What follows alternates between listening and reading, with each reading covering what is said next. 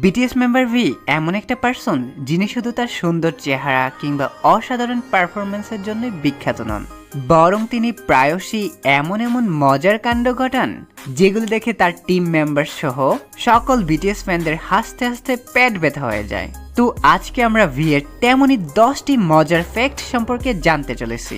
So number 1, V এর ব্যাপারে সব থেকে মজার একটি ফ্যাক্ট হলো সে ঘুমিয়ে ঘুমিয়ে কথা বলতে পারে। তোমরা জানলে অবাক হবে, সে শুধু ঘুমিয়ে ঘুমিয়ে কথাই বলে না, বরং মাঝে মাঝে সে তো ঘুমের মধ্যে হাঁটাচলাও করে থাকে।